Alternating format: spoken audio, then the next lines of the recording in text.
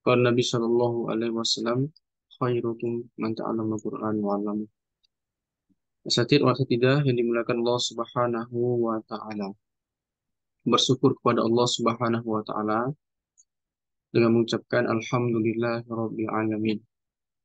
Bersalawat kepada baginda Muhammad Sallallahu Alaihi Wasallam dengan mengucapkan Allahumma sholli ala Muhammad wa ala ali Muhammad.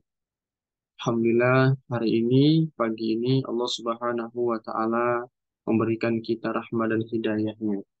Buktinya, hari ini, di sekian banyak orang yang mungkin paginya terlelap dengan rasa kantuk yang mendalam, matanya tidak bisa terbuka, mungkin tadi malam bergadang dengan sesuatu yang tidak ada faedahnya. Allah berikan hidayah, Allah berikan cinta kasihnya, tidak hanya bangun sholat subuh mungkin, ya, tidak hanya sekedar beribadah, namun Allah berikan sebuah cinta untuk menuntut ilmu.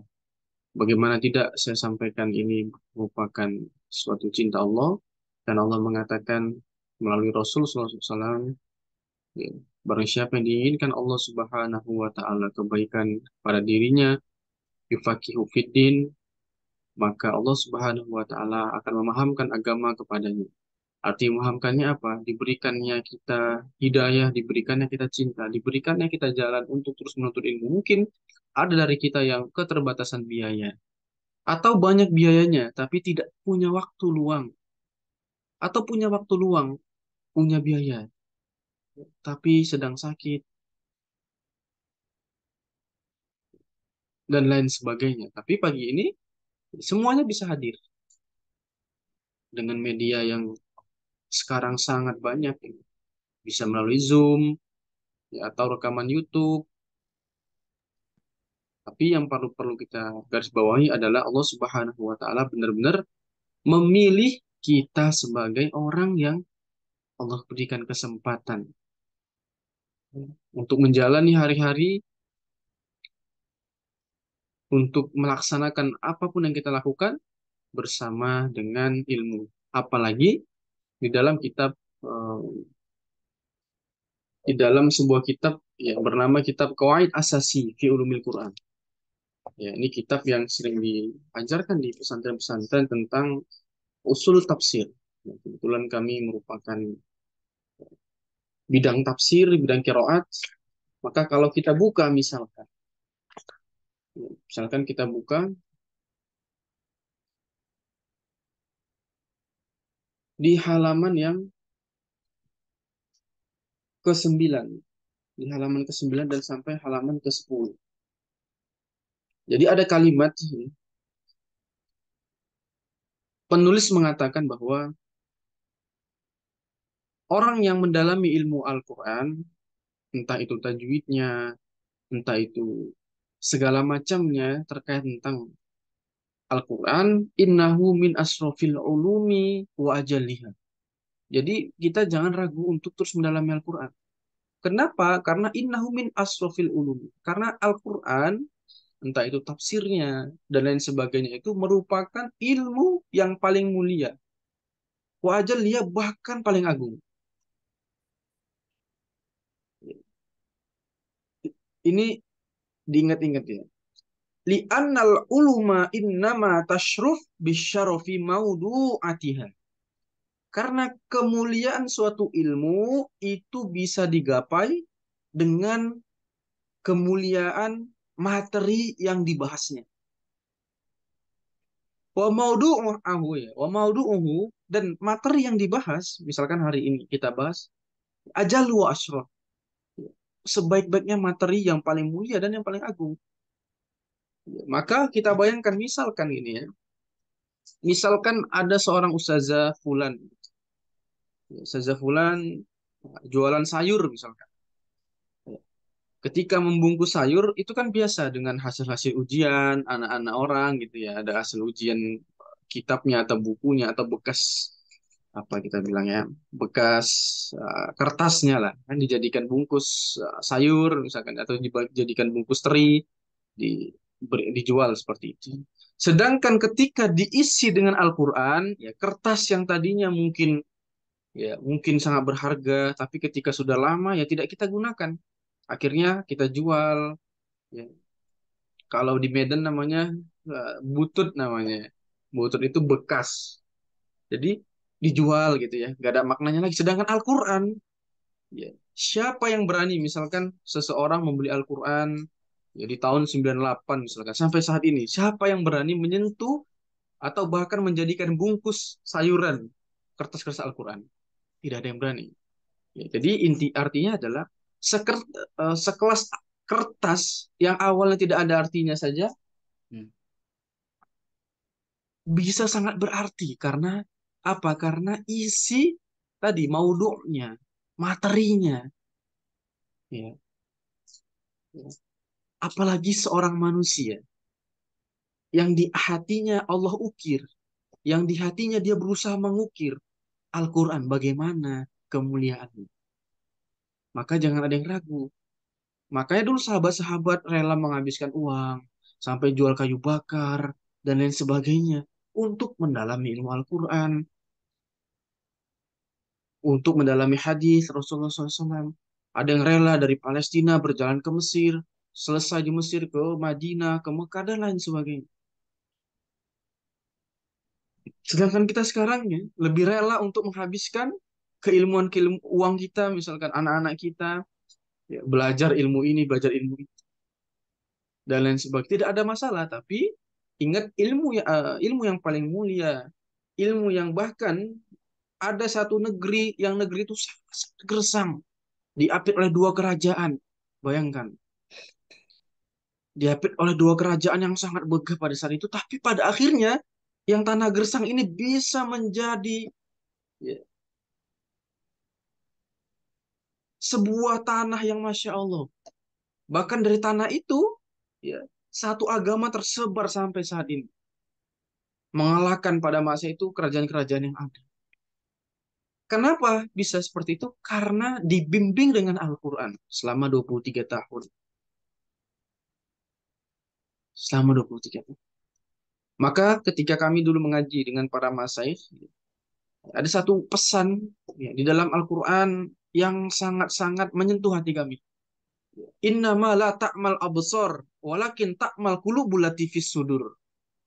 Sesungguhnya orang-orang zaman sekarang itu tidaklah buta dengan matanya yang ada di kepalanya itu. Ada yang ada di wajahnya. Tapi yang buta itu adalah mata hatinya. Itu ayat Al-Quran. Pada saat itu, kami ketika mendengar ayat itu benar-benar, ya Allah, betapa mudahnya kita mengeluarkan uang, berapa mudahnya kita mengeluarkan waktu, menghabiskan waktu, dan lain sebagainya. Misalkan sekarang anak-anak mudanya ya, scroll-scroll HP sampai satu hari, sampai malam, atau main game. Yang laki-laki biasanya, bapaknya juga rela, atau ada mohon maaf di sini, ada yang rela ngopi lama-lama menghabiskan. Kenapa? Saya yakin semua orang yang melakukan sebuah kegiatan yang tanpa ada manfaatnya itu tahu kalau ini nggak ada manfaatnya. Tapi yang buta itu mata hatinya, ya, yang buta mata hatinya. Jadi ya hari ini Allah Subhanahu Wa Taala berikan kita sebuah hidayah untuk terus belajar dimanapun berada. Kebetulan pada hari ini dan pada tahun ini, antum memilih Pintar Ngaji Bersama Indonesia, yang dimana kami bekerja sama dengan Masyayikh Timur Tengah. Ya, antum memilih ini. Berarti ya Allah berikan hidayahnya di sini. Jangan males-malesan. Diambil hidayahnya, dikejar. Maka kalau kalimat dalam Al-Quran, coba antum cari. Semua yang tujuannya kepada Allah Subhanahu wa Ta'ala itu tidak ada kalimat ya imshi, misalnya imshi itu artinya jalanlah kepada Allah atau larilah kepada Allah. Tapi kalimat-kalimatnya wasari'u ila magfirah, fafirru ila Allah. Wasari'u, bersegera cepat-cepat, bukan hanya sekedar lari, tapi bersegera cepat-cepat kepada Allah. Ada hidayah, ambil. Ada hidayah, ambil. Afwan, ini sudah saya rekam belum? Udah Sudah. Ustaz. belum Ustaz. Oh iya, sudah ya. Baik. Lalu fafirru ilallah, kaburlah kepada Allah. Artinya kalau orang misalkan ada orang maling ya, ketahuan itu pasti adrenalinnya, ya adrenalinnya pasti semuanya keluar. Entah itu ada apapun dilewati dan lain sebagainya. Nah, seperti itu kepada Allah. Kalau kita kan enggak, ke dunia ada diskon di Ramayana mau lebaran lari semuanya ke sana. Beli semuanya. Dengar azan misalkan, ada majelis ilmu, tutup kuping. Bahkan tidak bahkan ya beberapa santri kami yang kami ajarkan di sini. Ya, jadi misalkan ada kasus yang dia tinggalnya sama mertuanya begitu. Jadi menghidupkan Al-Quran saya dalam rumah itu nggak boleh sama mertuanya. Ya, jadi ketika kami mengisi, kebetulan kami juga pengisi parenting ya di beberapa tempat. Ketika kami diberikan cerita itu, ya sangat wajar. Kenapa? Karena pesan tadi dari beberapa guru kami. Innamal la ta'mal absar walakin ta'mal qulubul sur. Kalau sudah mata hatinya yang buta, sudah selesai. Susah. Ya. Orang lainnya puasa, dia mau puasa. Nggak bisa, susah. Karena hatinya yang hitam, hatinya yang buta, bukan matanya. Maka ya, hari ini merupakan pembukaan kelas tentang Pintar Ngaji Bahasa Indonesia dengan materi tajwid. Ya, dengan materi tajwid. Nah, insya Allah saya berharap ya dari awal sampai akhir semuanya masuk. Ya, semuanya masuk. Ya, dengan niat minimal benar-benar ya selain mencari ridho Allah Subhanahu wa taala. Ya. Salah satu niatnya lagi apa? Menggapai hidayah yang sudah Allah berikan kepada. Karena itu yang susah. Tidak semua orang, banyak orang punya uang, banyak orang punya waktu dan lain sebagainya, tapi Allah belum berikan.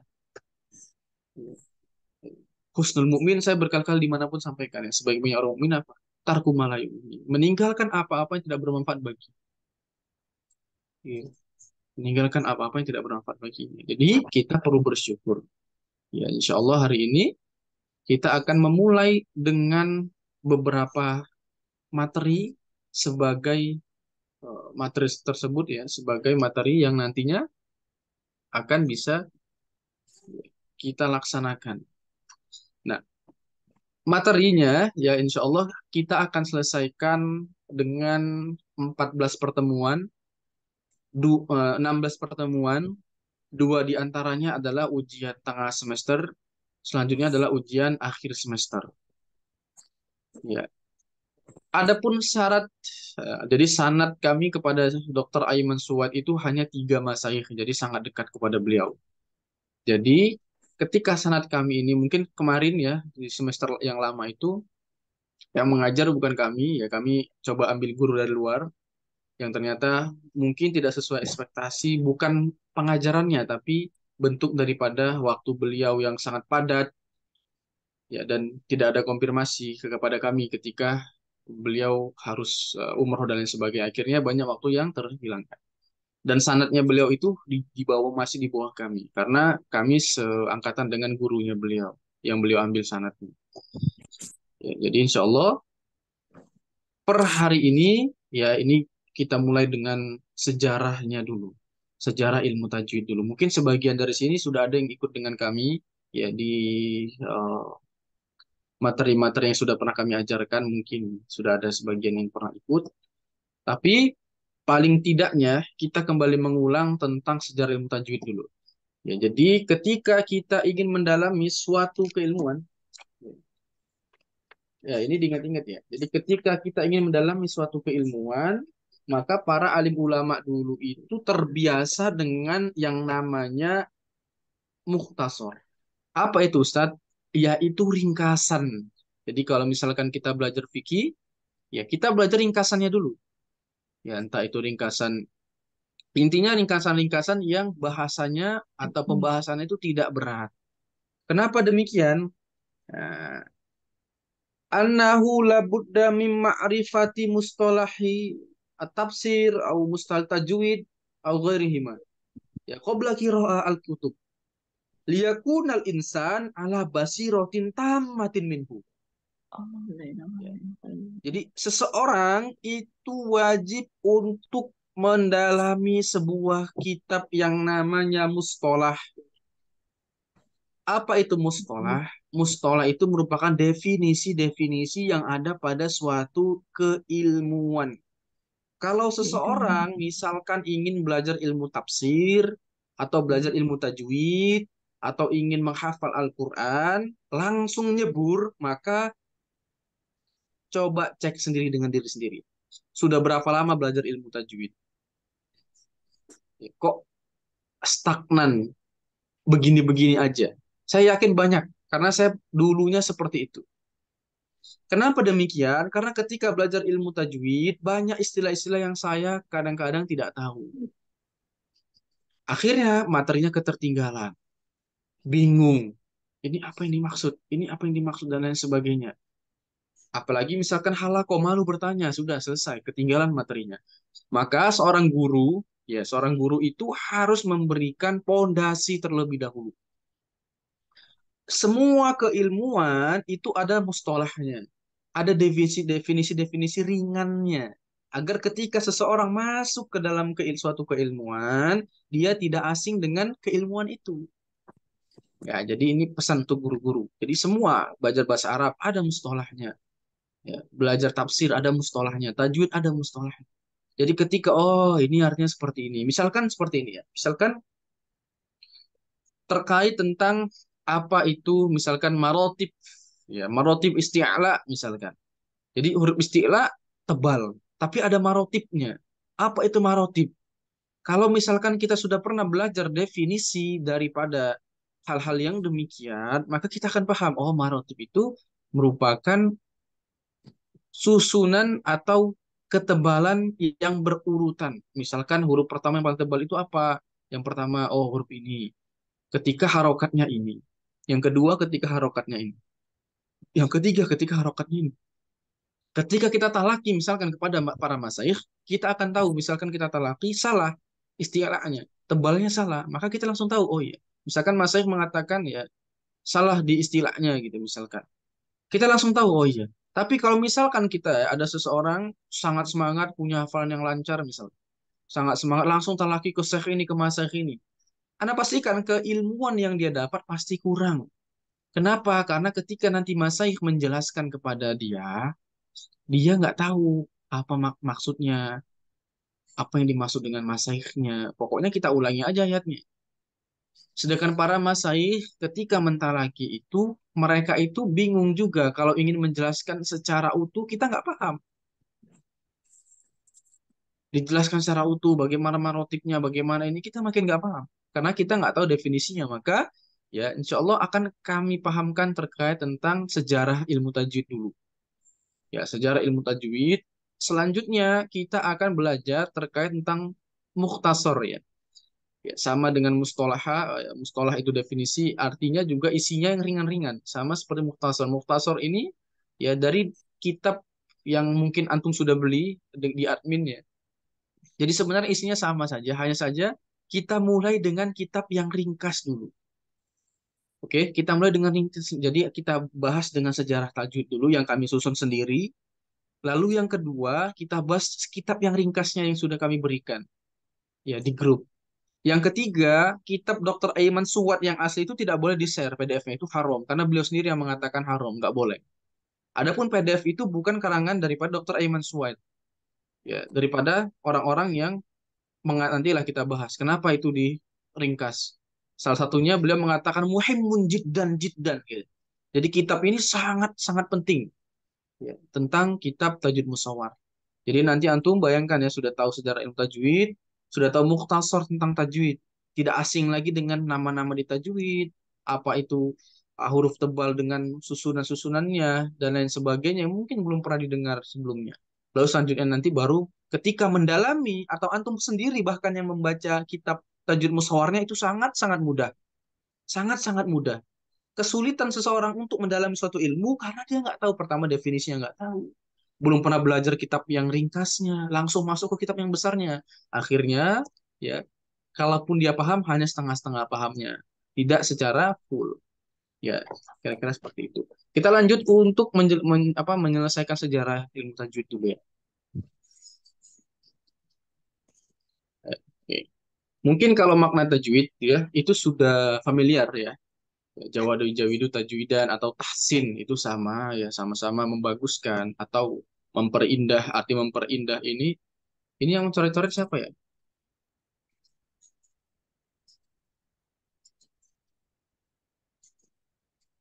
Tolong jangan dicoret-coret ya, satu saja. Ya. Tapi paling tidak ya seorang Ibnu Jazari pernah mengatakan bahwa tajwid itu memberikan setiap huruf hak berupa sifat-sifat yang hak dan juga mustahaknya, mengembalikan setiap huruf dalam makhraj aslinya serta konsisten dalam membaca lafaz-lafaz hukum yang sama. Nah, kalau misalkan kita belajar ilmu tajwid, maka yang kita pelajari itu ada tiga. Ya, yang kita pelajari itu ada tiga. Yang nanti akan kita bahas, ya kita bahas secara menyeluruh di muktasornya. Atau antum yang sudah beli kitab tajwid musawarnya, coba lihat nanti di makna tajwidnya itu apa. Nanti akan kami syarah. Tapi paling tidak kita tahu bahwa tidak hanya sekedar memperbaiki bacaan, tidak hanya sekedar memberikan sifat zatiyah dan ardiyahnya, tapi ada yang serta konsistennya. Misalkan konsistennya seperti ini. Misalkan kita memilih membaca majaiz, ya, membaca majaiz dua harokat misalkan. Ya, kalau jalur toyibahnya. Misalkan kita membaca dua harokat, atau misalkan kita membaca lima harokat, misalkan. Ya. Lalu misalkan di awal inna anzalna misalkan ya. Kita baca atau kuliah ayyuhal kafirun ya. Jadi majaisnya kita baca yang di awal itu lima harokat. Maka sampai akhir ya, sampai akhir Ibnu Jazari mengatakan ini harus konsisten. Lima sampai akhir. Ya, jadi ada yang bertanya, Ustadz, bagaimana cara kita mengira-ngira? Ya, maka tidak ada satupun ulama yang benar-benar bisa konsisten 100%. Coba antum, saya sudah pernah menghitung ya di YouTube misalkan. Masih-masih yang membaca. Tidak ada yang mungkin sama ketukannya. Bagaimana cara menghitung ketukan sama? Nggak mungkin sama. Ya, pasti ada berbeda paling nggak sedikit, berapa persekian detik bedanya. Ya, tapi paling tidak kita mengira-ngira bahwa, oh ini kita baca dengan lima harokat. Jadi tidak awalnya lima harokat misalkan. Yang keduanya kita baca lebih pendek lagi atau lebih panjang lagi. Nah ini ya ini merupakan suatu hal yang sangat dihindari oleh Imam Ibnu Jazari dan para masyayikh misalkan seperti Mas Judas ketika ngimami dan lain sebagainya. Kakak, Hilmi, yang kena di tempat tidur tak ada pipisnya Musa. Afwan ya, di mute tolong Satida suaranya di mute. Kenapa harus mempelajari ilmu tajwid? Ya, jadi ya, ilmu tajwid ya Syekh Said Hawa mengatakan ilmu yang pertama kali, jadi Al-Quran ini kan turunannya banyak.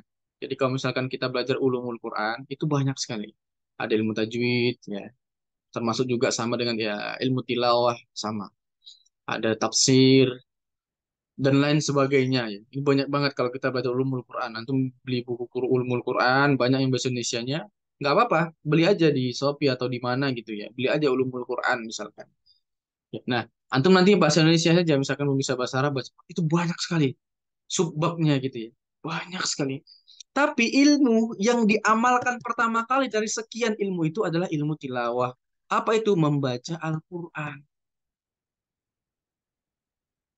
Ya, membaca Al-Quran.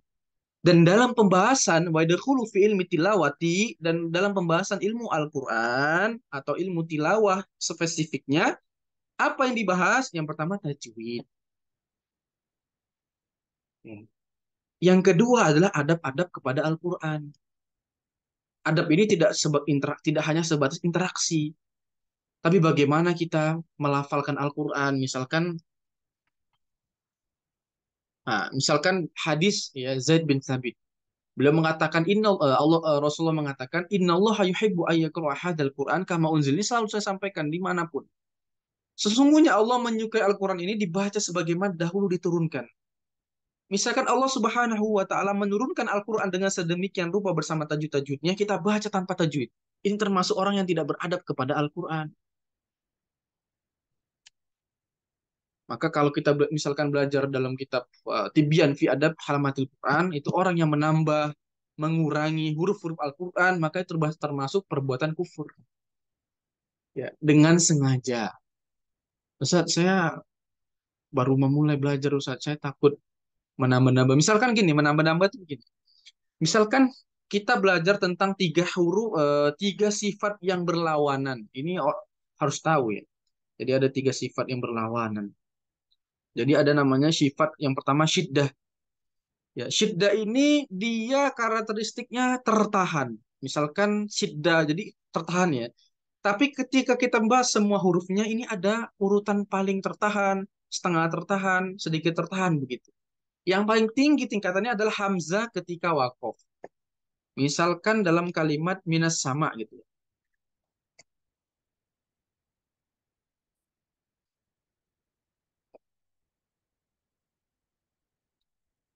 Nah, ini hamzah sifatnya syiddah misalkan. Coba antum praktekkan masing-masing. Ya, antum wakofkan. Pasti dia tertahan hurufnya. Minas sama. Tidak ada nafas yang keluar lagi. Tidak ada suara yang keluar lagi. Nafasnya tertahan. Ah, minas sama.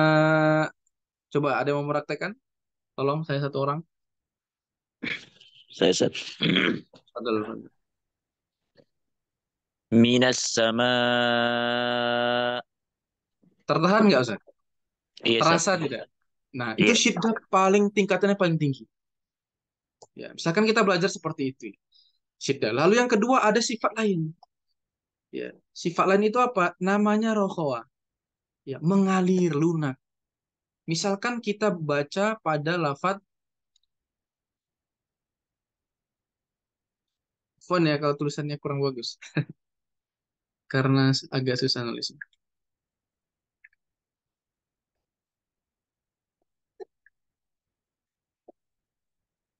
Misalkan seperti ini ya. Ini zal sukun ya. Wa iz qala. Zal termasuk huruf rohoa. Ghain juga. Ghairil maghdubi. Maghdubi mengalir. Wa iz qala. Sifat rohoa. Jadi misalkan sifat rohoa ini kita baca dengan sifat syiddah. Banyak yang baca wa iz qala. Wa iz qala. Tertahan, maka sifatnya jadi syiddah.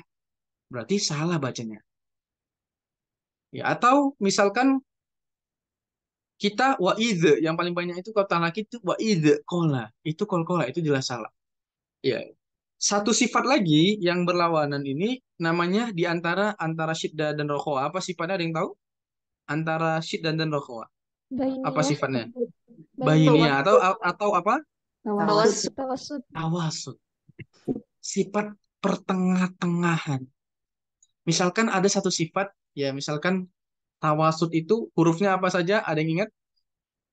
lin umaro, Lin Umar. Ya, lam, nun, aim, mim, ro. Atau dalam disingkatkan lin Umar. Yang misalkan di sini ada pemula, ketik aja apa namanya ketik aja di Google huruf tawasud seperti itu ya. Jadi bisa dicatat dengan baik. Ya, atau nanti ketika mau apa di tajwid musyawarahnya juga ada. Misalkan kita sebutkan ya praktek di Al-Fatihah kan. Siratal ladzina banyak orang baca itu pertama sifatnya itu di mana? Disyiddahkan atau sifatnya itu dikolkolakan. Ammata alaihim. Ya, siratal ladzina amta amta atau amta padahal nun an mim itu punya sifat tawasud yang artinya tidak boleh disyiddah, tidak boleh berhenti suaranya. Amta alaihim. Ya.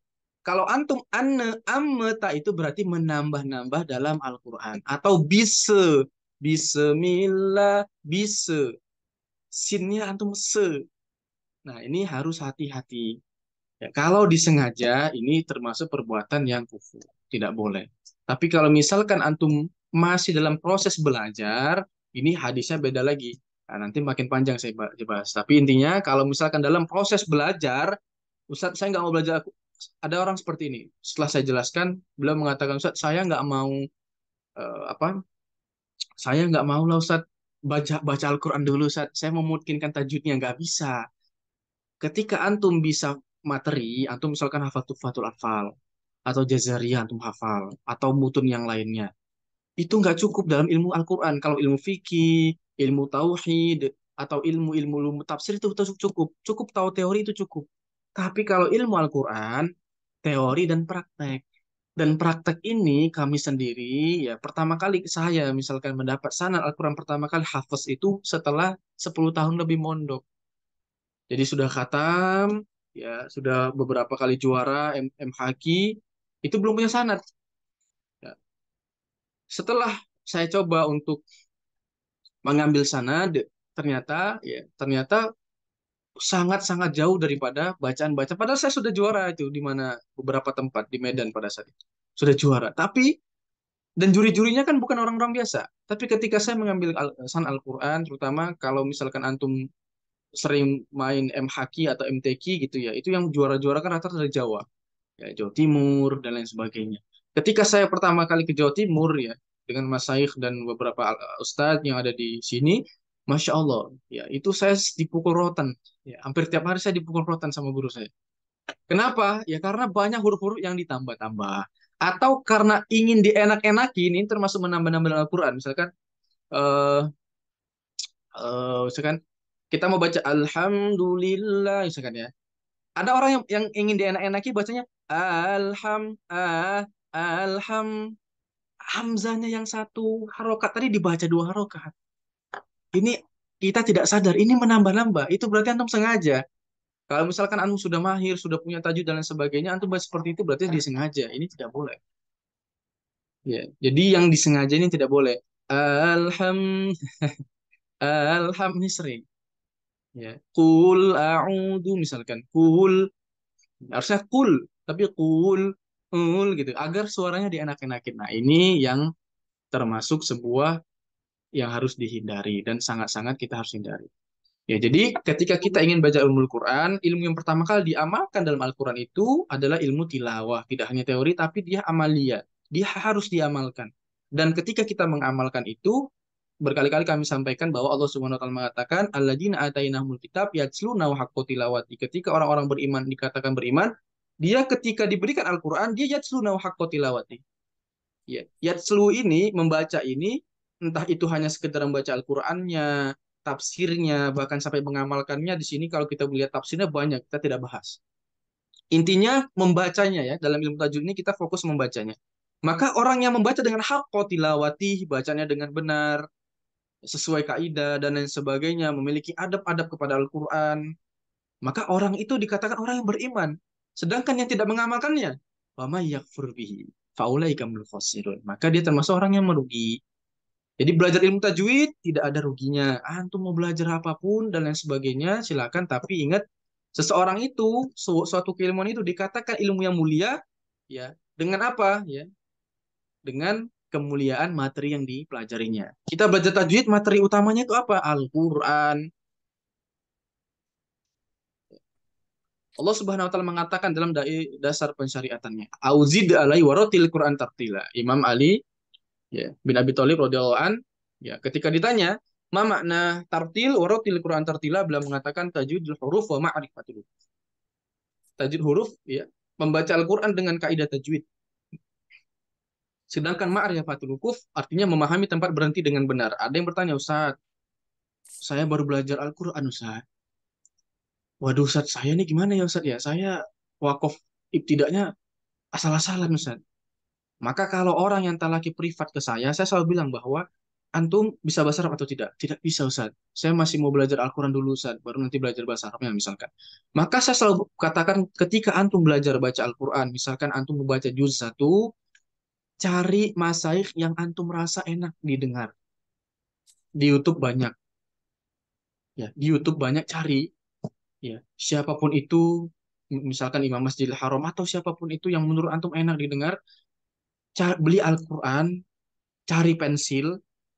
Ketika beliau mengaji, ah, antum tinggal tanda-tandain di mana beliau wakaf dan ibtidaknya. Ya, tinggal tanda-tandain di mana wakaf dan ibtidaknya.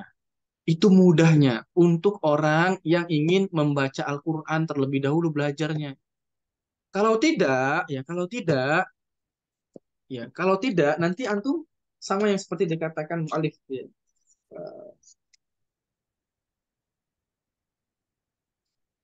Jadi orang-orang ya ini dia. Jadi orang-orang yang dia langsung mendalami sebuah suatu keilmuan, pengen cepat-cepat, akhirnya ketika masuk, aduh bagaimana ini mak, wakaf tidaknya saya nggak tahu dan lain sebagainya, maka dikatakan waman khodo tajwid misalkan, waman khodo qiraatul Quran misalkan.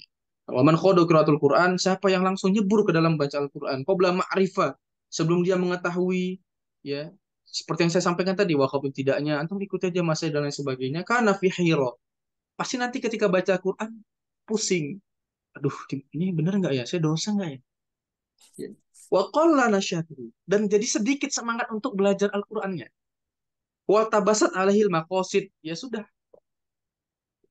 muter-muter. Tujuannya tadi sudah muter-muter. Maksud dan cita-citanya jadi nggak sampai-sampai. Ya. Jadi saran saya untuk pemula yang baru belajar Al-Quran dan lain sebagainya, nggak tahu tentang wakaf ini tidak. Yang pertama, ya antum ketika talaki kepada guru yang sudah memahami itu. Itu yang pertama. Yang kedua, sebagai persiapan untuk talaki atau persiapan untuk membaca sendiri atau mengajari santri, ahsannya kalau memang merasa, aduh saya nggak bisa ternyata nggak tahu wakaf tidaknya. Mungkin tajwidnya sudah bagus, tapi wakaf tidaknya nggak tahu. Maka saran kami seperti itu. Ya, jadi ada satu waktu misalkan di pagi hari atau di siang atau di malam hari, satu juz misalkan besok saya mau tartil atau tilawah pribadi juz 5. Antum besoknya sebelum tilawah dengarkanlah masaih itu. Oh, di sini wakofnya, di sini ibtidanya.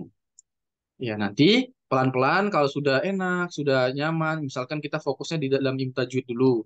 Ya, bagaimana cara melafalkan ini, melafalkan itu, sudah mungkin sudah bagus. Naik lagi tingkatannya ke mengetahui ma'rifatul huruf.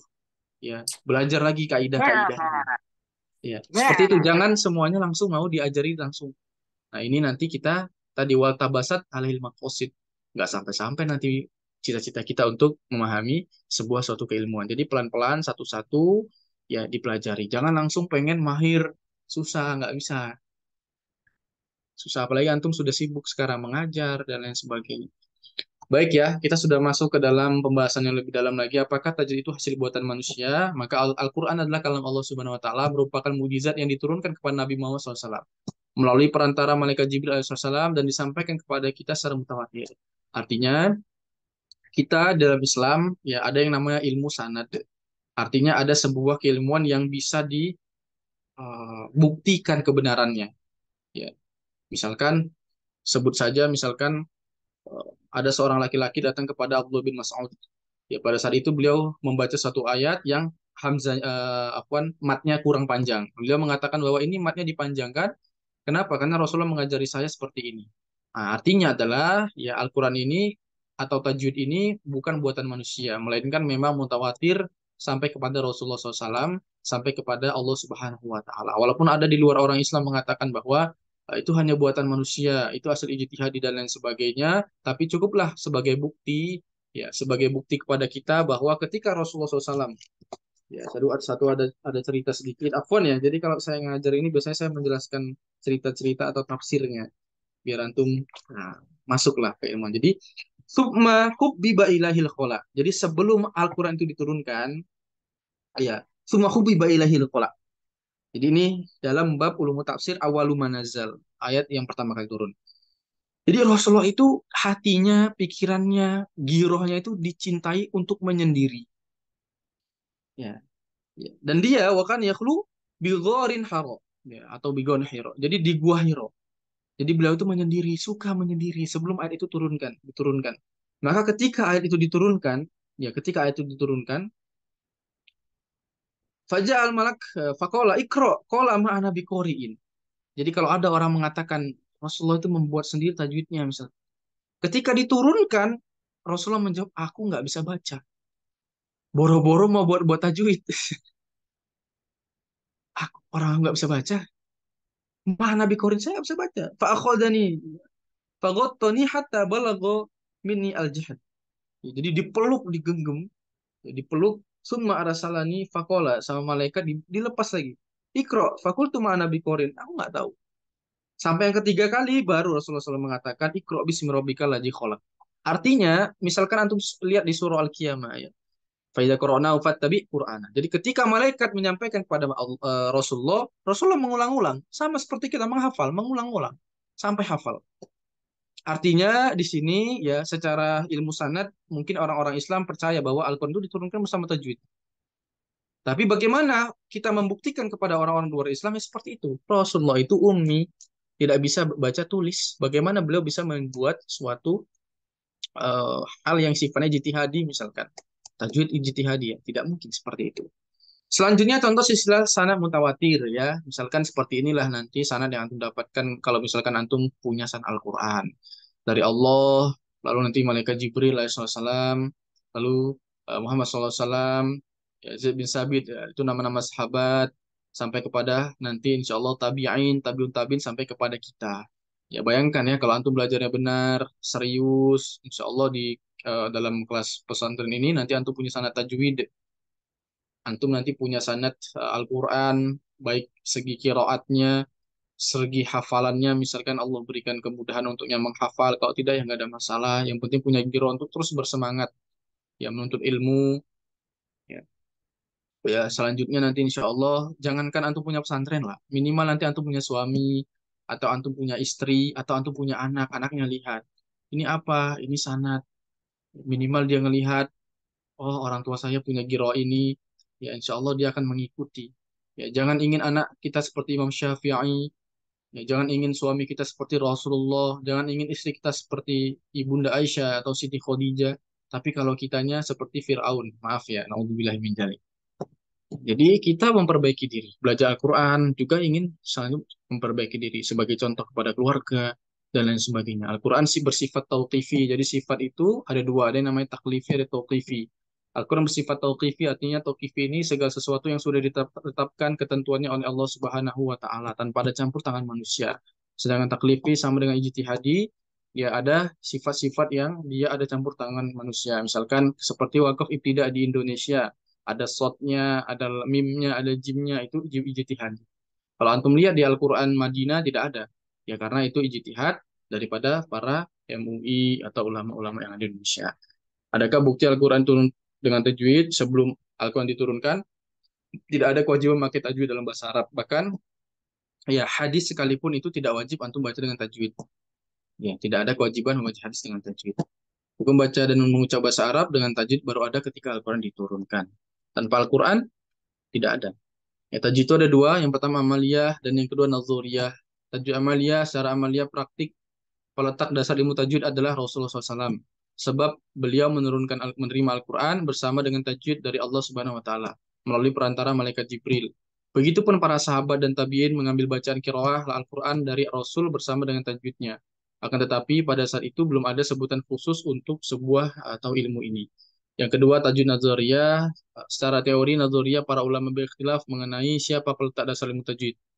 Ya, artinya ini penamaan tajwid itu.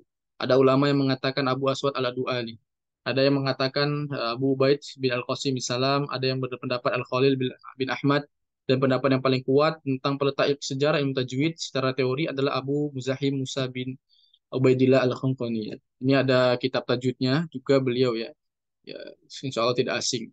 Lahir pada tahun 248 Hijriah dan wafat pada 325 Hijriah. Abu Muzahim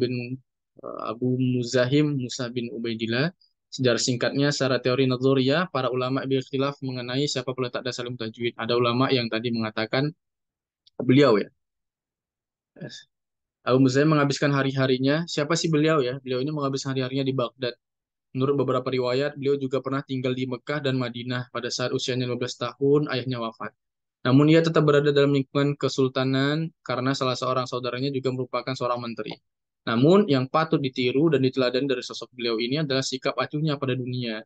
Beliau hidup dengan bergelimbangan dunia, tapi beliau acuh. Beliau meninggalkan dunia dan menyibukkan dirinya dalam mensiarkan ajaran Islam. Ya, seperti antum ya, mungkin di sini ada yang mungkin sekarang seorang yang banyak jabatannya dan lain sebagainya, tapi fokus untuk mendalami ilmu agama. Nah, akhirnya ulama serupa, ya di sini juga ada beberapa di abad kelima dan lain sebagainya. Ya, lahir juga ulama selanjutnya, periode selanjutnya ada Abdul Hasan Suraya, Abdul Hasan Ali bin Muhammad bin Abdus Somad ya, Safawi. Ada juga ulama serupa selanjutnya ya, antum mungkin nanti akan tinggal Andi Nasir ya. Ya, Najimuddin Muhammad bin Fasir dan lain sebagainya bisa dilihat sendiri lahirnya ulama yang kita kenal sampai saat ini yaitu Imam Ibnu Jazari. Lalu lahirlah Abdul Khair Muhammad bin Ahmad Jazari sebagai generasi ketiga dalam perkembangan ilmu tajwid. Dia menulis kitab ya, itu juga sudah mau kitabnya ada yang namanya At-Tahmid fi Ilmi Tajwid.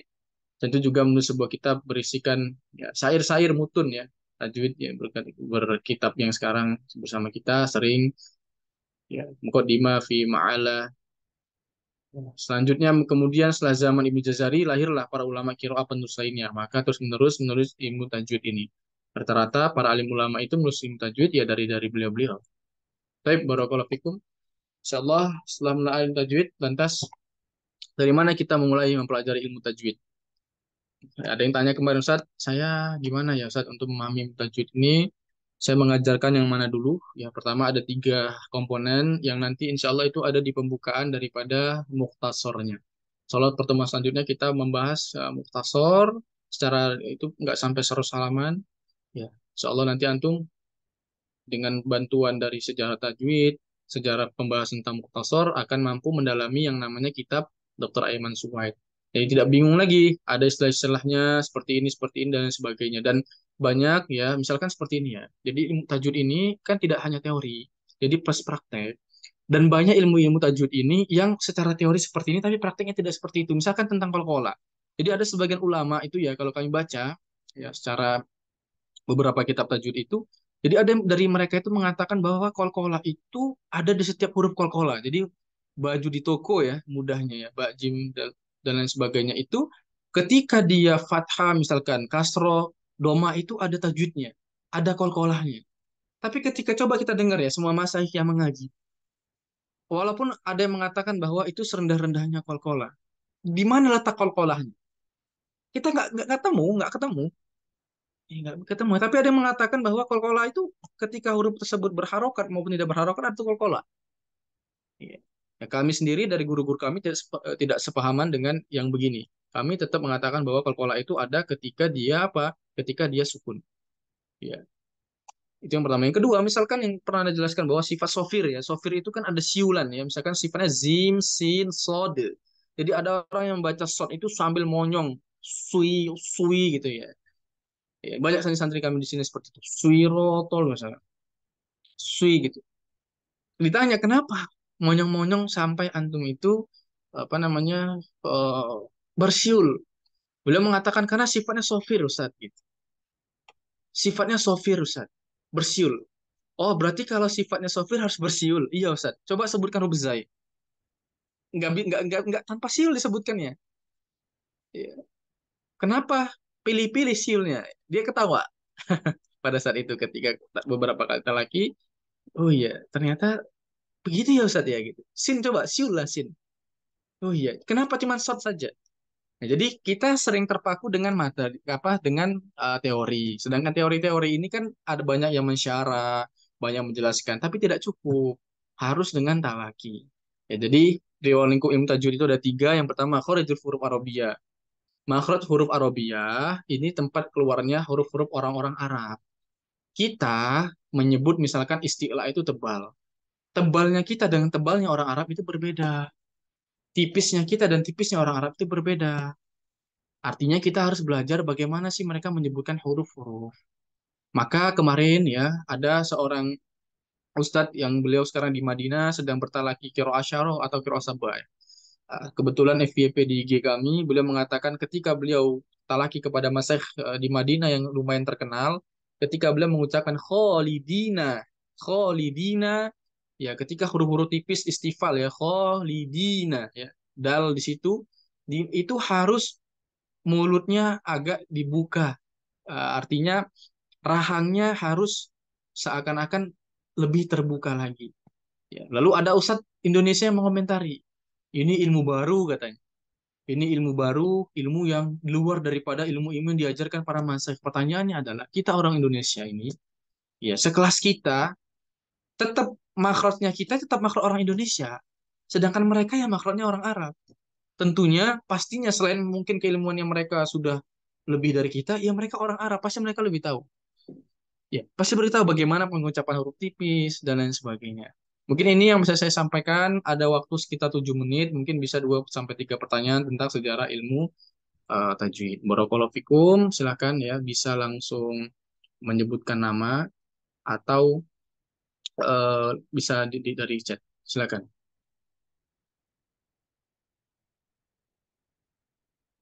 Kalau tidak ada, nggak apa-apa kita tutup. Ya nanti kita bahas tentang ilmu tajwidnya. Jadi kan yang Ada kami share Ustaz. itu ya sebentar ya. Jadi kan yang kami share itu kan kitab Tajwid Musyawarah. Mungkin ada yang bertanya, Ustaz, kenapa kitabnya beda dengan kitab yang kami beli? Jadi istilahnya kalau kita ingin naik tangga, kita harus naik tangga dari tangga 1, tangga 2, tangga 3, tangga 4 seperti itu. Dan Tajwid Musyawarah itu yang ada di Antum, ya Tajwid apa namanya yang ada di Antum itu kitab paling tingginya Dr. Ayman Suwaid dalam ilmu tajwid. Antum bayangkan ya, antum siapa gitu ya, belum pernah belajar bahasa Arab misalkan atau belum pernah bertarlaki dan lain sebagainya, langsung masuk ke ilmu yang intinya dari Dr. Ayman Suwaid. Ya, makanya orang yang talaki ke saya, misalkan di sini ada Ustadz Sahlan, ada Ustadz Sahlan di sini ya. Ada Ustadz Sahlan atau tidak di sini? Atau Ustadz Aidil ada. Nah, ini beliau yang ngambil apa namanya talaki ke saya. Jadi ya, coba tanya ke beliau-beliau ya, mengambil talaki ke saya privat. Yang saya suruh ya, yang saya suruh adalah saya tidak berat-berat. Pasti yang pertama kali ya, yang saya suruh tidak berat-berat. Tapi yang pertama kali yang saya suruh adalah bayangkan ketika antum membaca Al-Quran dengan tajwid, pelan-pelan bacanya satu-satu hurufnya. Itulah bagaimana malaikat Jibril itu menurunkan kepada Allah, kepada Rasulullah SAW. Antum baca pelan-pelan, tajwidnya antum ingat-ingat. Bayangkan seperti itu Rasulullah dulu dibimbing. Bukan Bismillahirrahmanirrahim. Kan banyak di masjid-masjid ya. Misalkan lagi malam-malam ya, lagi apa tarawih, habis tarawih itu kan gitu. Bismillahirrahmanirrahim. Ya kan. Apalagi yang tinggalnya di Jawa, itu kan sering sekali khataman di masjid-masjid itu bacaannya ya Allah. Bismillahirrahmanirrahim. Karena kejar khatam 30 juz. Bismillahirrahmanirrahim. Ya kenapa? Semuanya ditabrak-tabrak. Ya, astagfirullahaladzim. Ini termasuk orang-orang yang menambah-nambah atau mengurangi sifat-sifat hurufnya. Jadi hati-hati. Ya, insya Allah seperti itu. Kita baca pertanyaannya. Mau tanya saat apa artinya Al-Quran diturunkan secara mutawatir? Jadi Al-Quran itu secara diturunkan secara mutawatir itu secara mutawatir artinya seperti itulah yang sampai kepada kita. Jadi yang sampai kepada Rasulullah itu percis ya dari malaikat Jibril turunnya Iqra bismi rabbikal ladzi dulu sampai nanti ayat akhirnya wattaqu yauman turja'una fihi ilallah dari surah Al-Baqarah. Seperti itu turun kepada Rasulullah. Malaikat Jibril dulu turun kepada Rasulullah, Rasulullah sampaikan kepada sahabat, sahabat sampaikan kepada kita. Artinya mutawatir itu sampai sanadnya itu benar-benar sampai kepada siapa? Kepada Rasulullah yang kita yakini bahwa Rasulullah mendapatkan Al-Quran seperti itu. Jadi tidak ada tambahan sama sekali, tidak ada pengurangan sama sekali. Seperti itulah Al-Quran diturunkan. Ya. Pertanyaan yang kedua bagus. Apakah 10 qiraah pernah dipakai oleh Rasulullah SAW? Bukan pernah dipakai. Tapi Rasulullah SAW ketika Al-Quran itu diturunkan kepada beliau, ada sebagian sahabat yang tidak bisa membaca. Karena apa? Karena logatnya susah. Misalkan di sini ada Ustaz Bahrul Ulum. Ya, Ustaz Bahrul Ulum sudah pernah bertalaki kepada saya tentang Al-Fatihah Qiraat Asyarah. Ya, atau di sini ada Ustazah Masyfu'ah, Ustazah Devi, dan lain sebagainya yang pernah bertalaki Qiraat Asyarah. Mereka sudah paham. Ketika membaca dengan Qiraat Asyarah, ada yang pakai sin, ihdinas siratal mustaqim. Ada yang pakai shad ihdinas siro tebal. Ada yang pakai zai ihdinas siratal mustaqim. Apakah artinya berbeda? Artinya sama. Artinya sama, sama-sama jalan, tapi ketika mereka menyebutkan huruf shad, mereka nggak bisa. Mudahnya begini. Misalkan antum itu pernah dengar Universitas Al-Aghof. Itu di mana ya? Di India ya? Atau di Yaman? Al-Aghof itu di mana? Saat itu. Di Yaman apa Yaman. India? Yaman ya. Itu tulisannya bukan go, pakai kof itu. Al-Ahqaf pakai kof. Tapi kenapa pakai go? Oh iya di Yaman ya. Jadi Habib-Habib yang datang ke Indonesia itu kan mengucapkan huruf kof itu pakai go. Al-Ahqaf. Ya, jadi kenapa? Karena susah. Makanya kalau antum nanti teman-teman yang lama itu nanti akan talaki kolun. Nah, di kolun itu ada yang namanya hamzah musahala. Ada yang pernah dengar hamzah musahala? Ada yang pernah dengar? Belum Ustaz. Nah, itu namanya hamzah yang tashil. Ya, tashil. Tashil itu apa? Jadi bacanya itu seperti eh, jadi ada dua hamzah ini, semoga saya takut menyampaikan ilmu kebanyakan. Kenapa? Karena nanti kalau kebanyakan pusing yang baru belajar. Ya, pelan-pelan ya. Jadi ada hamzah yang namanya dibaca secara tahqiq, ada yang dibaca sebagai tashil. Jadi ada orang-orang Arab itu yang nggak bisa mengucapkan hamzah ketika hamzahnya bertemu dua hamzah, mereka tidak bisa mengucapkan dengan tahqiq keduanya. Misalkan a anzaltahum. Jadi mereka tuh nggak bisa. Ya, seperti di sinilah ya. Mohon maaf ya teman-teman dari Sukabumi. Ada di sini Sukabumi. Ya, kan mereka kesulitan untuk mengucapkan huruf fa kan. Pa. Teman saya ada yang setoran sama saya itu. Ya, dia susah mengucapkan huruf fa. Pa gitu. Pa susah karena logatnya. Ada juga orang Melayu. Ya, itu susah mengucapkan huruf ro. Jadi ra. Susah untuk huruf ro. Nah, pada masa itu seperti itulah. Jadi Rasulullah SAW meminta kepada malaikat Jibril, yaitu ya pastinya meminta pada Allah melalui malaikat Jibril bahwa untuk diturunkan dengan 7 lagam bacaan. Nah, makna 7 ini beda-beda.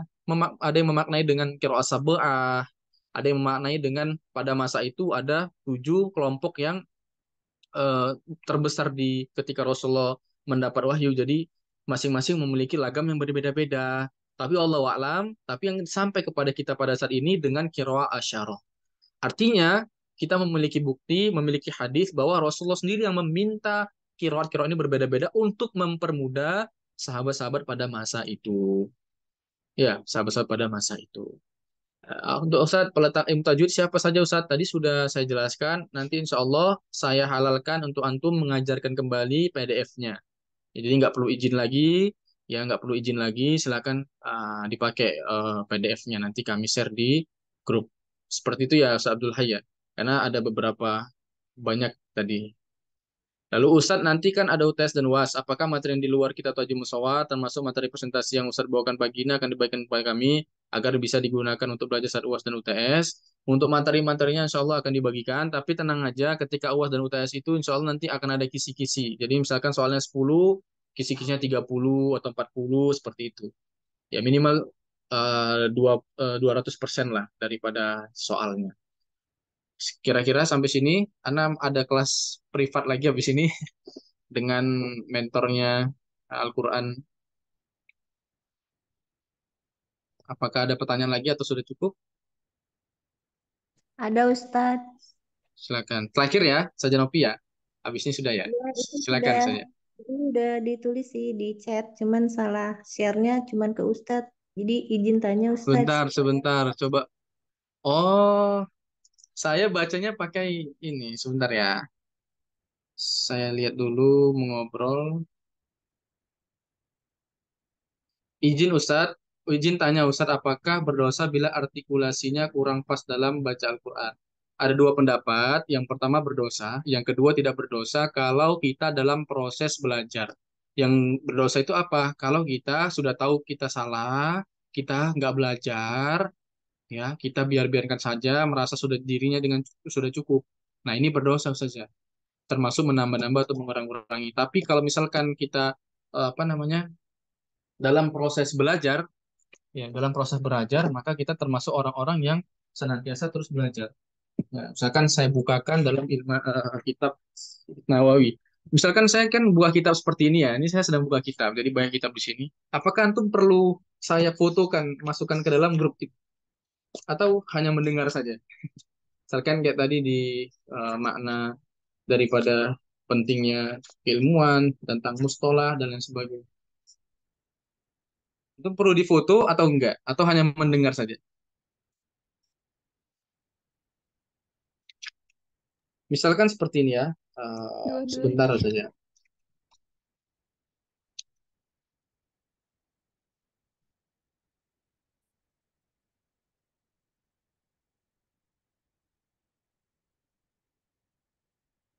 Sebentar ya. Saya bukakan dulu kitabnya.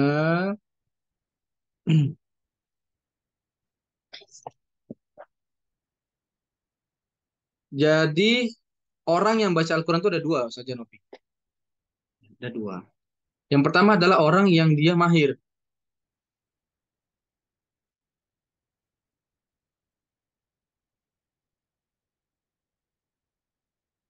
Maka dia mendapatkan sebuah pahala ya. Artinya dapat satu pahala. Sedangkan orang yang belajar dan dia eh, sebentar ya.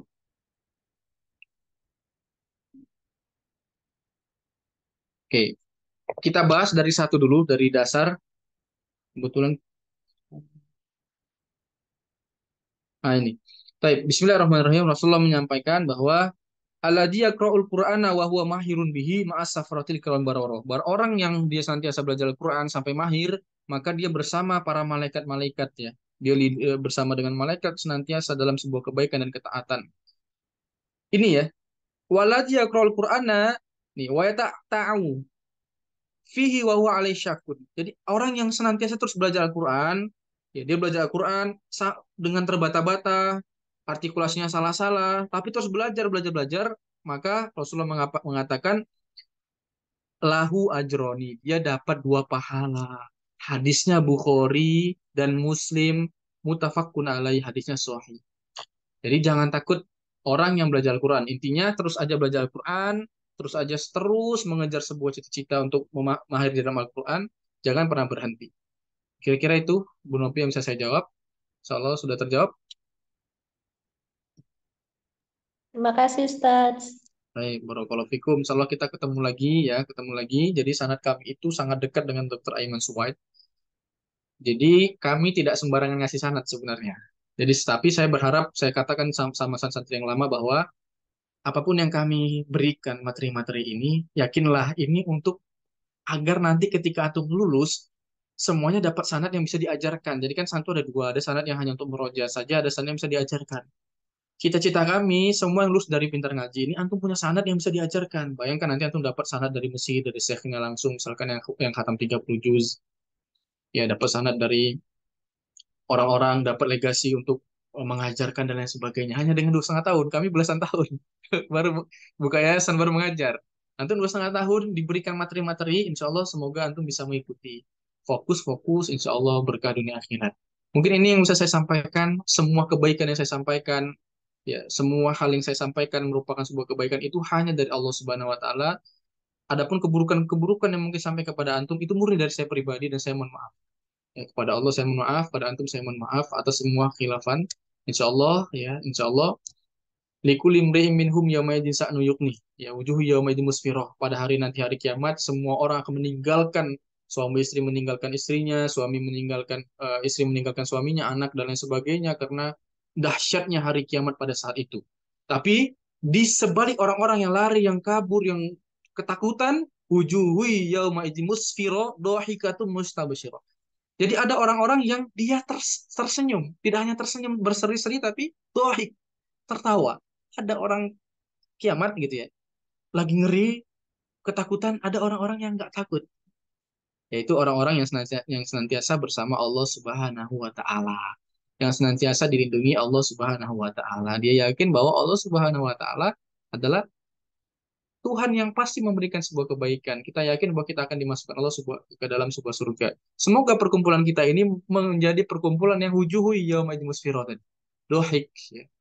Perkumpulan yang insya Allah sebagaimana Rasul janjikan ya, barang siapa yang mencari belajar maka sahalallahu lahu ya torik apa il jannah, dimudahkan jalan ke surga Allah Subhanahu wa taala. Tapi barakallahu fikum, kita tutup bareng-bareng.